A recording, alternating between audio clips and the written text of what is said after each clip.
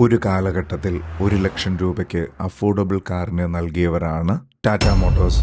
രത്തൻ ടാറ്റ എന്ന മനുഷ്യസ്നേഹിക്ക് തന്റെ നാട്ടിലെ സാധാരണക്കാരനും കാറ് വേണമെന്ന കരുതലിൽ നിന്നുണ്ടായതാണ് ടാറ്റയുടെ nano. I give you the new car from Tata Motors, the people's car that everyone has been waiting for.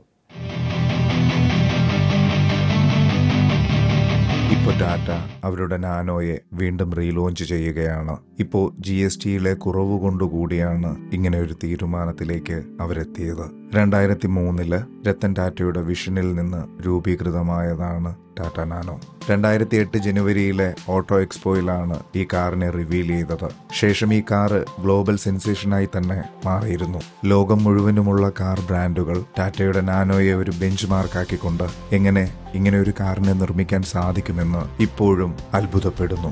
2009 തുടങ്ങി 2010 വരേക്കും ഏകദേശം 2 ലക്ഷം കാറുകളെയാണ് പുറത്തെത്തിച്ചത്. ഡെലിവറിയിൽ ഡിലേ ഉണ്ടായ കാരണത്താലും ക്വാളിറ്റി ഇഷ്യൂസ് ഉണ്ടായിരുന്ന കാരണത്താലും ടാറ്റ നാനോ ടാറ്റ മോട്ടോഴ്സ് കരുതിയതുപോലെ സക്സസ് ആയിരുന്നില്ല. മാത്രമല്ല 2010-13 സമയങ്ങളിൽ ചില സ്ഥലങ്ങളിൽ ടാറ്റ നാനോ തനിയെ കത്തുക കൂടി ഉണ്ടായി. ടാറ്റ നാനോയിൽ വളരെയധികം ഫീച്ചേഴ്സും ഉണ്ടായിരുന്നില്ല.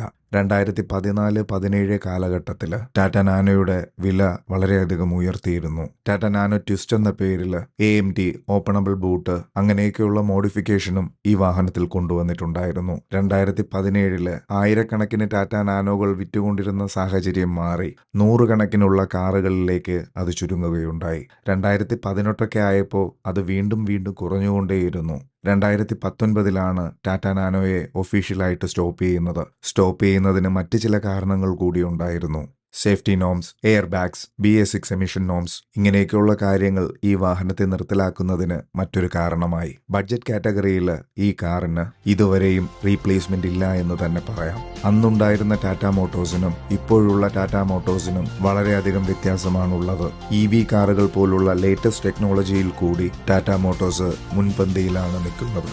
ഇന്ന് ടാറ്റ നാനോ പോലൊരു പ്രോജക്റ്റിനെ എടുത്ത് നടത്തുന്നതിന് പൂ പറിക്കുന്ന ലാഘവം മാത്രമേ ഇന്ന് ടാറ്റ മോട്ടോഴ്സിനുള്ളൂ. GST വിലയിൽ മാറ്റങ്ങൾ കൊണ്ടുവന്ന് ഇപ്പോൾ 18% മാത്രം GST ഉള്ള കാരണത്താൽ ഏകദേശം 2.5 ലക്ഷം രൂപയിൽ തുടങ്ങി 3 ലക്ഷം രൂപയ്ക്കുള്ളിൽ തന്നെ ടാറ്റ മോട്ടോഴ്സിന് ഈ മിനി കോമ്പാക്ട് കാറിനെ തിരിച്ചെത്തിക്കാൻ സാധിക്കും. അവരുടെ ഇപ്പോഴത്തെ എൻട്രി ലെവൽ കാറായിട്ടുള്ള ടാറ്റ ടിയാഗോ തന്നെ ഇപ്പോൾ 4.5 ലക്ഷം രൂപ പ്രൈസ് പോയിന്റിൽ അവൈലബിൾ ആണ്. മുന്നേ തന്നെ ടാറ്റ നാനോയുടെ പ്ലാറ്റ്ഫോമിനെ യൂസ് ചെയ്തുകൊണ്ട് ഇലക്ട്രിക് കാറിന്റെ പ്രോട്ടോടൈപ്പിനെയും നിർമ്മിക്കുകയുണ്ടായി. ഇപ്പോൾ അതേ പ്ലാറ്റ്ഫോം അവൈലബിൾ ആയിരിക്കുന്നത് കൊണ്ട് തന്നെ പ്രീവിയസ്ലി യൂസ് ചെയ്യപ്പെട്ട 624 2 സിലിണ്ടർ പെട്രോൾ എഞ്ചിനോട് AMD ഓപ്ഷനും നൽകിക്കൊണ്ട് വളരെ കുറഞ്ഞ വിലയിൽ തന്നെ ടാറ്റ മോട്ടോഴ്സിന് വിൽക്കുവാൻ സാധിക്കും. കഴിഞ്ഞ 10 വർഷങ്ങൾക്കുള്ളിൽ തന്നെ ടാറ്റ മോട്ടോഴ്സ് വളരെയധികം ഇന്നോവേഷൻസ് നടത്തിയിട്ടുണ്ട്. ഇതിനെ എല്ലാത്തിനെയും ഒന്ന് ചേർത്തുകൊണ്ട് ബഡ്ജറ്റ് കാറ്റഗറിയിൽ ബൈക്കിൽ നിന്ന് അപ്ഗ്രേഡ് ചെയ്യുന്നവർക്ക് കൊടുക്കുകയാണെങ്കിൽ അത് ഇന്ത്യൻ മാർക്കറ്റിൽ ലോവർ മിഡിൽ ക്ലാസ്സിന് കാറ് വാങ്ങുന്നതിന്